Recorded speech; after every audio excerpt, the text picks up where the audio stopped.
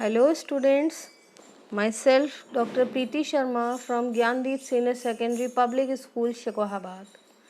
Students, today we are going to start the second chapter of your book Snapshot. The title of the chapter is The Address, composed by Marga Minko. Before starting the chapter, let's read something about the chapter. So here is it. This short story is a poignant account of a daughter who goes in search of her mother's belongings after the war in Holland. When she finds them, the object evoke memories of her earlier life. However, she decides to leave them all behind and resolves to move on. So students, uh, in this story you will read the story of a daughter, and the name of the daughter is she is the daughter of Mrs S. इस story में जहाँ भी उसको address किया गया, इस लड़की को उसको मिसेस एस की डॉटर के नाम से रेफ़र किया गया है. और वो जो है, ये स्टोरी वर्ल्ड वॉर 2 के टाइम की है, जो हॉलैंड में हुआ था. जब सेकेंड वर्ल्ड वॉर हुआ था तो उस समय बहुत से लोगों को अपना घर, अपना सामान छोड़कर they have to settle to some other safe place. So this is the same story. Mrs. S had to leave all her household article to the, or we can say in the house of Mrs. Darling. Mrs. S ने अपना सारा सामान second world war के time पे Mrs Darling के घर में रखवा दिया था, जस्ट फॉर सेफ्टी, क्योंकि वहाँ इतना वॉर का टाइम था, सब everything was at a destruction. तो उन्हें ये लग रहा था सामान ख़राब हो जाएगा उनका कीमती, तो उन्होंने मिसेस डॉर्लिंग के घर पे रख दिया. जब वॉर ओवर हुआ तब तक मिसेस एस की डेथ हो गई. उनकी डेथ के बाद उनकी जो डॉटर है, जिसको इस पूरे चैप्टर में the daughter of Mrs S या मिसेस एस डॉटर के नाम से बुलाया गया है, वो मिसेस डॉर्लिंग के घर जाती है अपनी मदर का सारा सामान लेने के लिए. But when she reach to the house of Mrs Darling, she finds that all those things were not having the sweet memories of her early life. Rather, those things evoked the painful memories of her mother, who is no longer with her. So she decides to leave all those things there and continue, or we can say start a new life without these things. So in this story you will read about all this incident, how it took place, क्या हुआ, कैसे हुआ, ये सब हम इस story में पढ़ेंगे. Let's start the story. Do you still know me, I asked. ये जो स्टोरी बेटा स्टार्ट होगी यहाँ से, इससे पहले एक पूरा एक सीन है जो यहाँ मेरे को बताना है. ये सीन स्टार्ट हो रहा है कि मिसेस डॉर्लिंग की जो मिसेस एस की डॉटर मिसेस डॉर्लिंग के घर आती है, और वो देखती है कि मिसेस डॉर्लिंग के घर आने के बाद उसने मिसेस डॉर्लिंग की डोर बेल को रिंग करा. मिसेस डॉर्लिंग अपनी डोर खोलती हैं और मिसेस एस की डॉटर को देखती हैं. तो वहाँ से ये स्टोरी शुरू हो रही है. जैसे ही मिसेस एस की डॉटर मिसेस डॉर्लिंग के घर पहुँचती है और डोर बेल रिंग करती है, she asked her, do you still know me. उसने पूछा, ma'am do you know me, do you recognise me, do you identify me. The woman looked at me searchingly. She had opened the door a chink. I came closer and stood on the step. At the question of Mrs. S. daughter, Mrs. Darling looked out of the small opening of her door. Mrs. Darling ने पूरा दरवाज़ा नहीं खोला था, थोड़ा सा दरवाज़ा अपना घर का उन्होंने खोला था, और वो उस स्मॉल जो ओपनिंग थी उसी में से मिसेस एस की डॉटर को देखकर पहचानने की कोशिश कर रही हैं. और मिसेस एस की डॉटर क्या करती है, शी क्लाइम्ड अप स्टेयर्स. वो थोड़ा सा ऊपर एक सीढ़ी पर चढ़ जाती है और वहाँ से वो सोचती है शायद आप मिसेस डॉर्लिंग उसको क्लोजली देख सकती हैं. No, I don't know you. But Mrs Darling ने स्ट्रेट फॉरवर्ड कहा, I don't recognise you, I am Mrs S daughter. She introduced herself that she is the daughter of Mrs S. She held her hand on the door as though she wanted to prevent it opening any further. Means Mrs Darling ने अपने हाथ को दरवाजे पे इस तरह से रखा हुआ था जैसा लग रहा था कि वो चाहती थी कि ये दरवाज़ा और आगे ना खुले. She wants not let the door open more. उन्होंने उसको एक तरह means she is trying to prevent the entry of that girl in her house. Her face gave absolute no sign of recognition. उनके फेस पे ऐसा कोई sign नहीं था जिससे लग रहा होता कि उन्होंने उस लड़की को, मिसेज एस की डॉटर को पहचान लिया है. She kept staring at me in silence and silently she was staring at Mrs. S daughter. Perhaps I was mistaken. I thought perhaps it isn't her. I had seen her only once, fleetingly, and that was years ago. Mrs Darling के इस behaviour पर Mrs S की daughter को लगता है कि शायद वो गलती से गलत घर में आ गई है. एंड उसको ये भी याद आ रहा है कि उसने इससे पहले सिर्फ एक बार मिसेज एस की डॉटर को देखा था.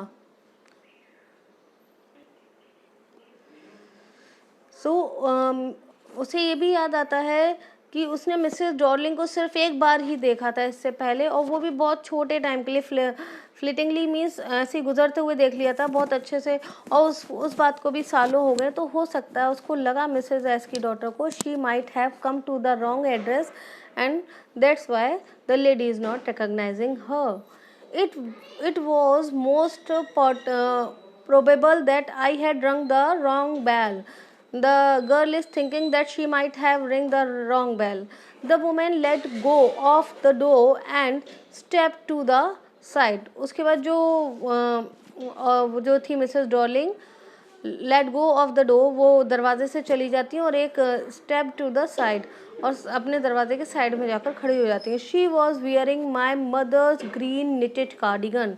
लेकिन उसी टाइम पर क्या होता है, मिसेस एस की डॉटर वो देखती है कि जो मिसेस डॉर्लिंग है वो एक कार्डिगन पहनी हुई है. कार्डिगन सभी को पता है स्वेटर होता है विच इज़ फ्रंटली ओपन. तो वो देखती है वो एक ग्रीन कलर का कार्डिगन पहनी हुई थी. That is knitted, means that was hand knitted, हाथ से बुना हुआ था, और ग्रीन कलर का कार्डिगन था. The wooden buttons were rather pale from washing. वो इतना ज़्यादा धुला था कि उसके बटन्स जो थे वो फेड हो गए थे.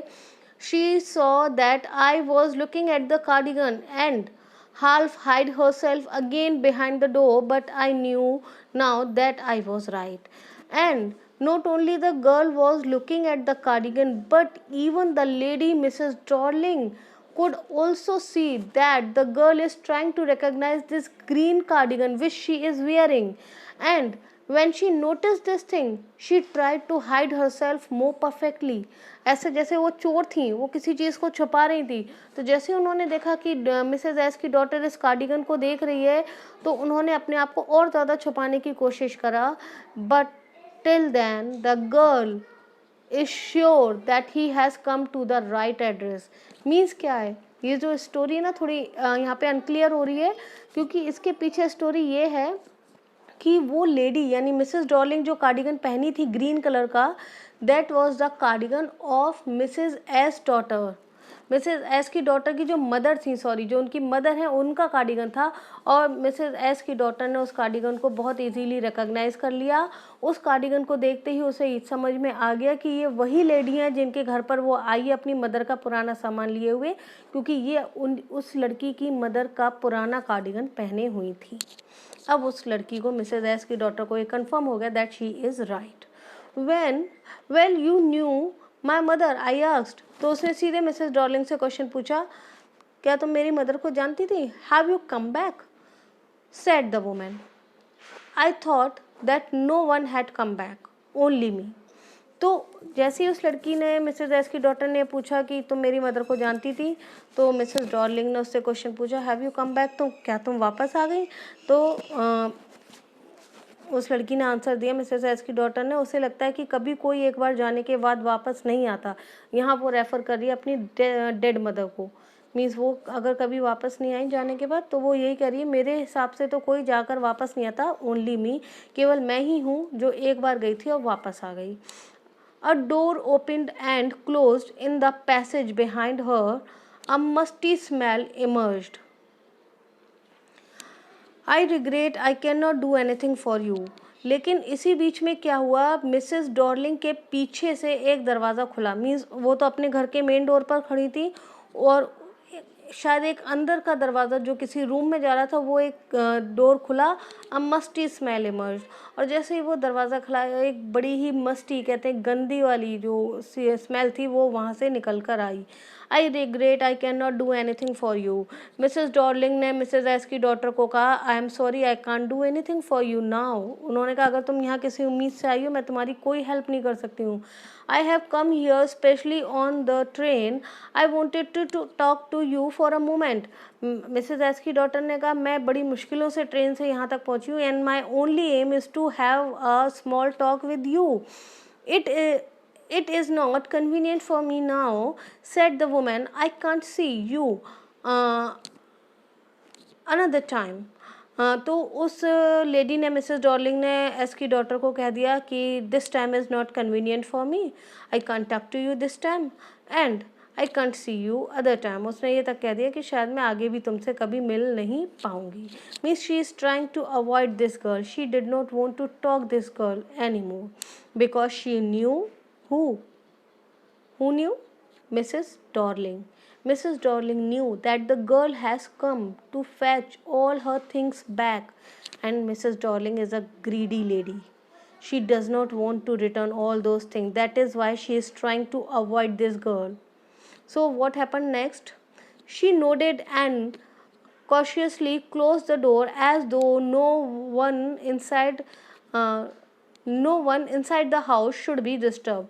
और इतना कहने के बाद she close the door with such a silence as she is trying that anyone else who is sitting inside the house might not get disturbed. वो उन्होंने इतनी मतलब इतना साइलेंटली डोर को क्लोज करा कि वो चाहती थी घर के अंदर के मेंबर डिस्टर्ब ना हो। I stood where I was on the step. Mrs S की डॉटर दरवाजे पे खड़ी रह गई। The curtains in front of the bay window moved. Bay window बेटा होता है, बे विंडो का मतलब जो दरवाज़ा मीन्स जो विंडो सीधे रोड पर खुलती हो, घर की ऐसी विंडो जिसकी ओपनिंग जो है सीधे स्ट्रीट में हो रही हो, गली में हो रही हो, उसको कहते हैं बे विंडो। तो जैसे ही उन्होंने दरवाज़ा बंद करा, जो मिसेज एस की डॉटर थी वहीं खड़ी रही, लेकिन उसने देखा कि जो बे विंडो थी उसका कर्टेन थोड़ा सा मूव करा। Someone stared at me and would then have asked what I wanted. Oh nothing, the woman would have said it was nothing. तो उसने उस कर्टेन में से झांक कर देख लिया मिसेज एस की डॉटर ने कि अंदर से कोई उसको देख रहा था। मीन्स वो मिसेज डॉर्लिंग नहीं थी, कोई और भी था। और उन्होंने उस घर के उस मेंबर ने मिसेस डॉर्लिंग से पूछा कि कौन आया था, बट मिसेस डॉर्लिंग ने उसको इग्नोर कर मीन्स उसको भी क्लियर आंसर नहीं दिया। उससे कह दिया no one, it was nothing, कोई ज़्यादा ज़रूरी काम नहीं था, कोई काम की बात नहीं थी, ऐसा कहकर उन्होंने बोल दिया। I looked at the nameplate again. Darling, it said in black letters on the white enamel and on the jam a bit higher the number 46. Now the girl Mrs. S daughter looked at the nameplate of the house. उसने name plate पर देखा। Actually she is trying to confirm the address. उस पे उसने देखा तो उस पे लिखा हुआ था डॉर्लिंग, मीन्स वो नाम लिखा था मिसेस डॉर्लिंग का, और एक black in black letters on white enamel, means white plate पर ब्लैक कलर के लेटर से लिखा हुआ था ऑन द जैम। जैम कहते हैं जैसे घर की चौखट के ऊपर जो थोड़ा सा एक लकड़ी का पोर्शन होता है, उस पर लिखा हुआ था अब बट हायर द नंबर 46। उस घर का हाउस नंबर लिखा था 46 और नाम लिखा था डॉर्लिंग का। और now the girl is convince she is on right address, क्योंकि यही वो एड्रेस था जो उसने सालों पहले याद करा था, जो उसकी मदर ने उसको दिया था कि उसके घर का सारा सामान इस एड्रेस पर गया है। As I walk slowly back to the station I thought about my mother, but the girl was very disappointed and she started walking back towards the station. And when she was walking towards the station back, she was remembering her mother who had given me the address years ago. और ये जो address था number 46, बेटा ये आप भी अच्छे से याद कर लीजिएगा, आगे काम आएगा बहुत, ठीक है। तो उसको ये याद है कि उसकी मदर ने उसको ये एड्रेस दिया था कई साल पहले। It had been in the first half of the war, और ये उस समय की बात है जब वॉर का फर्स्ट हाफ ही हुआ था, और उसी समय उन्होंने ये एड्रेस दे दिया था। मीन्स फर्स्ट हाफ के दौरान ही मिसेस एस ने अपना सारा सामान मिसेस डॉर्लिंग को दे दिया था हिफाजत के लिए। I was home for few days, उसको वो अब यहाँ पे क्या है, now Mrs S daughter has gone to the flash back, वो फ्लैश बैक में चली गई है, रास्ते में भी जा रही है वो स्टेशन की तरफ, और जाते जाते उसको अपना पुराना वो दिन याद आ गया जिस दिन मिसेज एस ने मिसेज डॉर्लिंग को ये सारा सामान रखने के लिए दिया था। वो बता रही है ये उस समय की बात है जब आई was home for few days, वो कुछ दिनों के लिए अपने घर आई थी। It struck me immediately that something or other about the room had changed। लेकिन वो लड़की मीन्स जो मिसेज एस की डॉटर है वो हॉस्टल में रहती थी पढ़ाई के लिए, लेकिन कुछ दिनों के लिए वो अपने घर आई हुई थी उस दौरान। लेकिन उसे एकदम से ऐसा रियलाइज़ हो रहा था कि उसके घर के बारे में, उसके रूम्स के बारे में कुछ चेंज हो गया है, वहाँ पे कुछ चीज़ें बदल गई थी। अब वो क्या बदली हुई थी, something has changed, I missed various things, उसने नोटिस किया कि उसके घर का बहुत सारा सामान मिसिंग था। My mother was surprise I should have notice so quickly, and Mrs S भी बहुत सरप्राइज थी कि उसकी डॉटर ने ये सारे चेंजेस इतनी जल्दी नोटिस कर लिए, क्योंकि वो वहाँ रेगुलर नहीं रहती थी, वो हॉस्टल में रहती थी, कभी कभार आती थी अपनी मदर के पास। Then she told me about Mrs Darling, और तब मिसेज एस ने अपनी डॉटर को मिसेज डॉर्लिंग के बारे में बताया। I had never heard of her about, apparently she was an old acquaintance, और इससे पहले मिसेज एस की डॉटर ने मिसेज डॉर्लिंग के बारे में ज़्यादा नहीं सुना था। वो उनकी बहुत पुरानी एक्विंटेंट थी, यानी फैमिली फ्रेंड थी या जान पहचान वाली थी, of my mother's whom she had seen for years। और वो एक ऐसे हमारे परिचित थे, जानने पहचानने वाले थे मिसेस डॉर्लिंग, जिसको मिसेस एस ने सालों से देखा भी नहीं था। She has suddenly turned up and renewed her contact, means all of a sudden उस औरत ने यानी मिसेस डॉर्लिंग ने अपने कॉन्टैक्ट रिन्यू कर लिए थे, और उसने एकदम से हमारे घर आना जाना फिर से शुरू कर दिया था। Since then she had come regularly, और फिर वो लगातार हमारे घर आती थी। क्यों आती थी, जैसा मैं आपको स्टोरी में बता चुकी हूँ, she is a ग्रेडी women, Mrs Darling बहुत ग्रीडी थी, तो उन्हें ये लालच था कि ये जो उसे ये तो समझ आ गया था कि मिसेस एस जो है वो बहुत परेशान है, वो she is a victim of circumstances, war का टाइम है, she is not able to protect all her precious and antique things of her house, उसके घर में जितना प्रेशियस कीमती एंटीक सामान है वो उसको प्रोटेक्ट नहीं कर सकती है। वॉर का टाइम है, कुछ भी कभी भी हो सकता है, तो उसे मालूम था कि कहीं ना कहीं हो सकता है मिसेस एस अपना सारा कीमती सामान मिसेस डॉर्लिंग को हैंड ओवर कर दें, just for a short time, केवल उसके प्रोटेक्शन के लिए। लेकिन डॉर्लिंग तो ग्रीडी थी, उसे लग रहा था वो बस एक बार देंगी तो वो उसको कभी रिटर्न नहीं करेगी। आगे पढ़ते हैं। Every time she leaves here she takes something home with her, said my mother. Mrs S ने अपनी बेटी को ये भी बताया, जब भी वो उनके घर आती थी, कौन, मिसेस डॉर्लिंग, तो कुछ ना कुछ वहाँ से लेके जाती थी। She took all the table silver in one go, एक बार वो आई और टेबल का जितना भी सिल्वर था, टेबल सिल्वर से मतलब उनकी जितनी भी कटलरी थी, मीन्स स्पून फॉक्स नाइफ जो टेबल पे थे वो सब सिल्वर के थे, चांदी के थे, और एक बार वो आई और वो सारा सामान, मीन्स वो सारा कीमती सामान लेके जा रही थी, तो वो सारा सिल्वर कटलरी ले गई। And then the antique plates that hung there, और फिर उसके बाद वो अगली बार आई तो जितनी भी उनके घर में एंटीक प्लेट्स थी जो बहुत कीमती थी वो उनको लेकर चली गई। And I worried she got a crick, sorry एक लाइन रह गई है, she had troubled lugging from those large vases, and I am worried she got a crick in her bag from the crockery। यहाँ तक कि Mrs S की daughter को ये भी याद है, जब वो उनके घर से बड़े बड़े वास लेकर गई थी, ठीक है, फूलदान, तो वो इतने हैवी थे कि उनकी बैग में एक क्रिक भी आ गया था, लेकिन फिर भी वो उस सारे सामान को वहाँ से ले गई थी। My mother shook her head pityingly. लेकिन उसकी मदर यानी मिसेज एस इतनी पिटेबल कंडीशन में थी कि अपने घर का सामान जाते हुए भी देख रही थी, और केवल बेचारी कह सकते हैं she was such a poor fellow कि सिर्फ अपना सिर ही हिलाती रह जाती थी, वो कुछ कर नहीं पाती थी। उन्हें मालूम है कि वॉर का टाइम है, उनका ये कीमती सामान यहाँ तो सेफ है ही नहीं। I would have never dared ask her. She suggested it to me herself.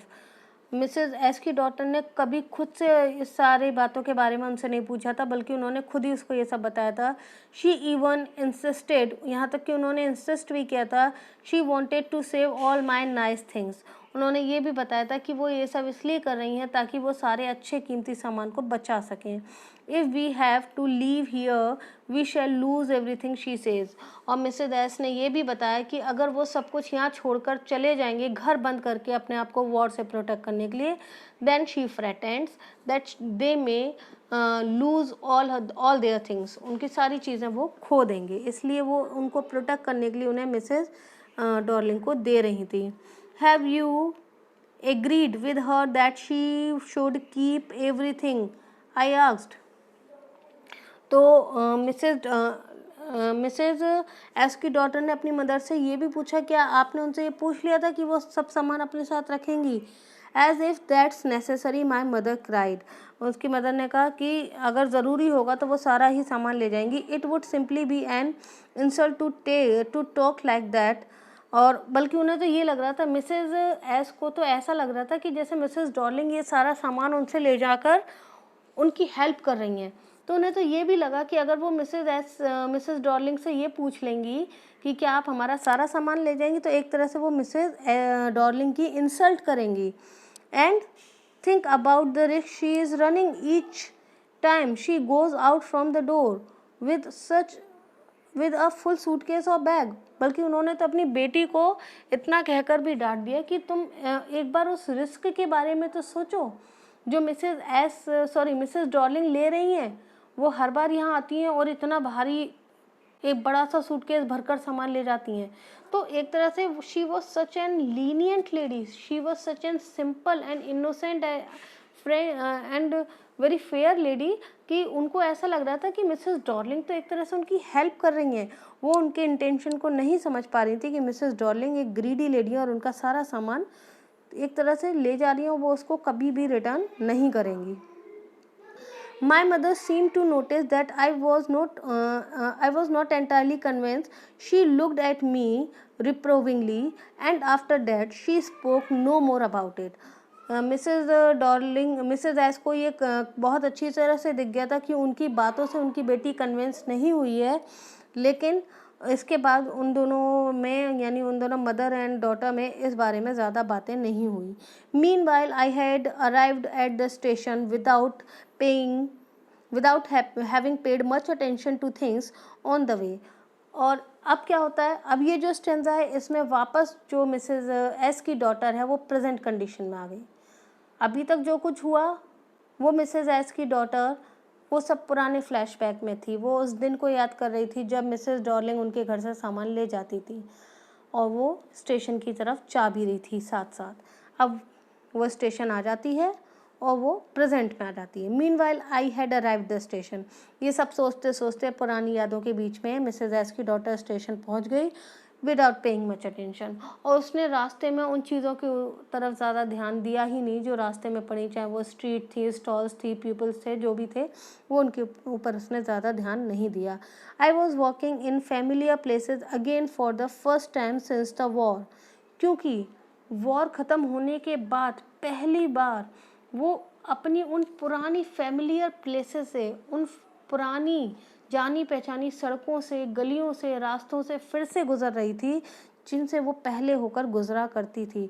तो वो सब क्या था, they were reminding her of her old memories when her mother was alive, when everything was at peace and rest, everything was so friendly.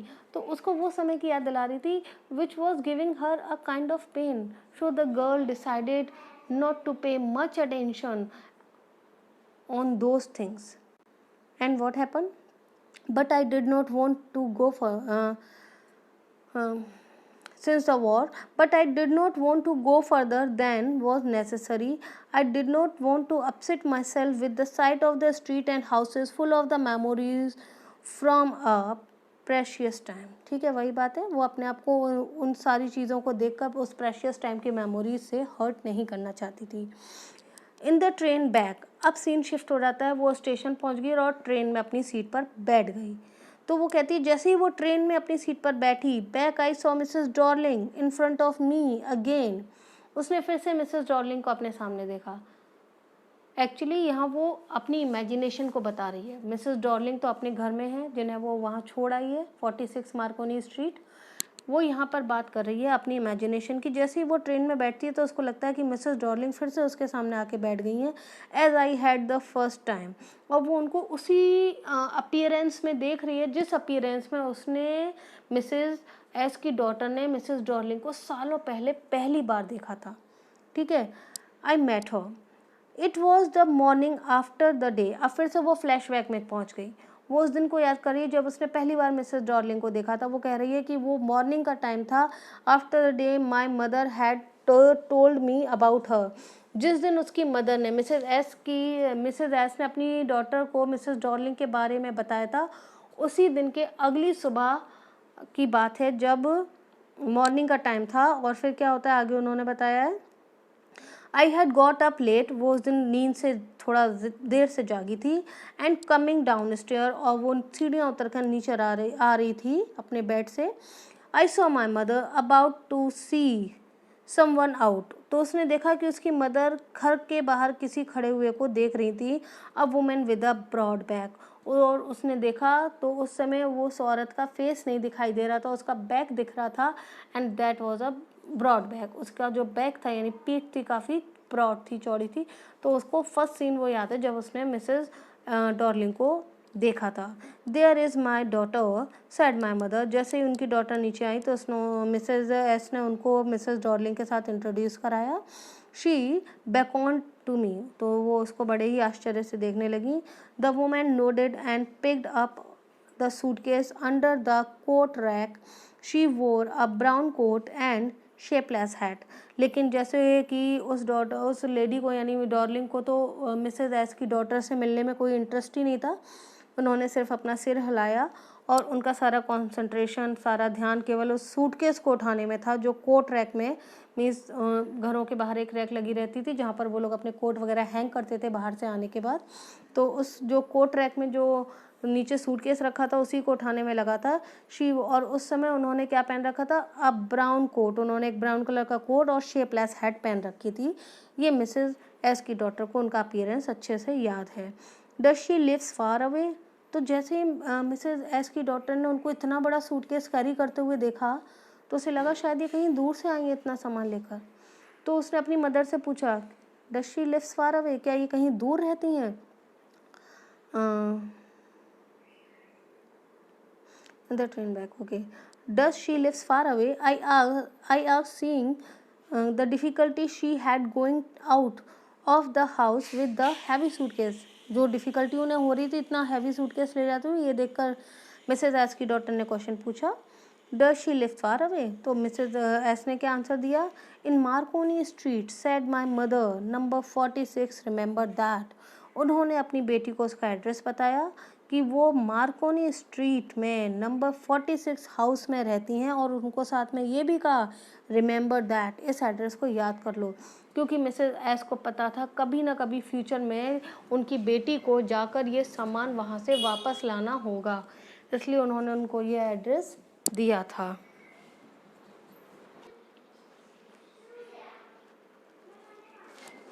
Number 46 remember that. तो Mrs S ने अपनी daughter को ये एड्रेस याद करने के लिए बोल दिया. I had remembered it. और मिसेस एस की डॉटर ने वो एड्रेस अच्छे से याद भी कर लिया. But I had waited a long time to go there. लेकिन उस एड्रेस पर जाने के लिए उसने बहुत समय लिया, उसने काफ़ी लंबा इंतज़ार करा. Initially after the liberation. वास्तव में तो लिबरेशन के बाद, जो वर्ल्ड वॉर सेकेंड हुआ और उसके बाद जब जर्मनी फ्री हो गया, लिबरेशन मिल गया, उसके बाद वो उस एड्रेस पर गई. I was absolutely not interested in all that stored stuffed and naturally I was also rather afraid of it. लेकिन वो कह रही है मेरे को सच बताऊँ तो उस सारे स्टोर्ड स्टफ, उस सारे सामान को जो इस तरह से स्टोर करके रखा हुआ था उसमें कोई इंटरेस्ट ही नहीं था, बल्कि वो उससे सच कहे तो थोड़ी सी डरी हुई थी उस सारे सामान से।